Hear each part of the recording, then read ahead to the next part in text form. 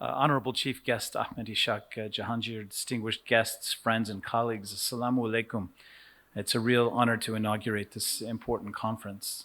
And I'm particularly pleased by the involvement of Puan, the Alumni Network. I find members of our alumni network almost everywhere I go in Pakistan and doing all kinds of important work, really, and I'm always proud when I see it. Human trafficking is an appalling and pervasive crime.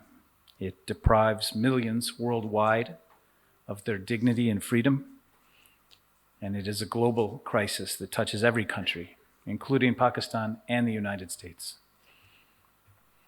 By its nature, the crime of human trafficking is often hidden from view.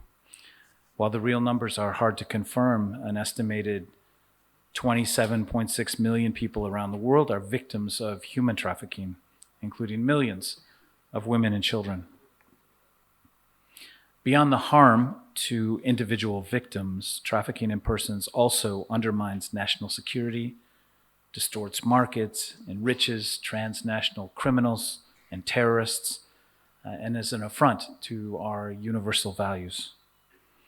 The statistics are alarming, but we need to go beyond the numbers and humanize this danger by understanding the experiences of survivors and engaging with those who are actively fighting against this transnational crime.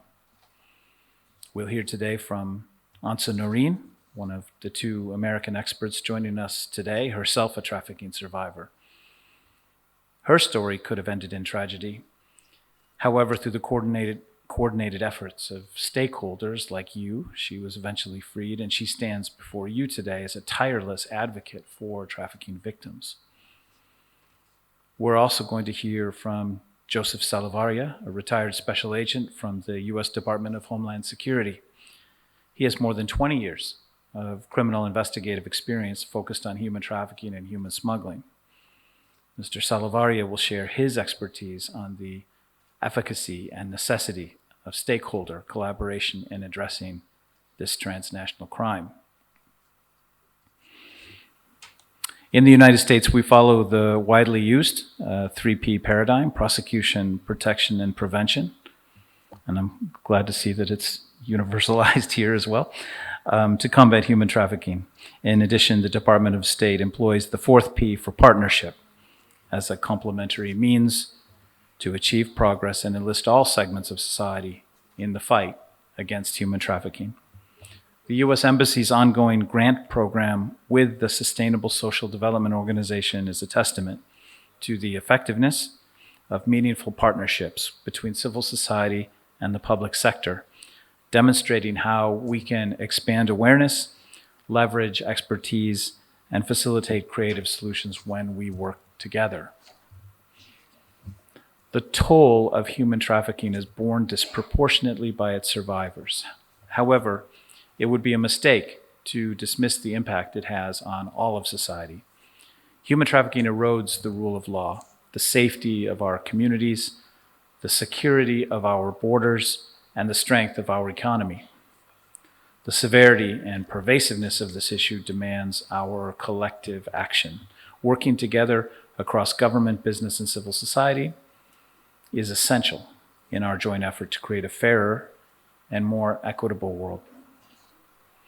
We are making progress, but there is still a lot of work remaining to do.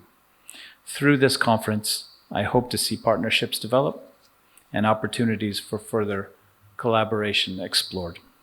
Together, we can increase awareness of the risks and consequences of human trafficking, strengthen Pakistan's capacity to identify and investigate trafficking crimes, and share best practices in assisting and protecting survivors.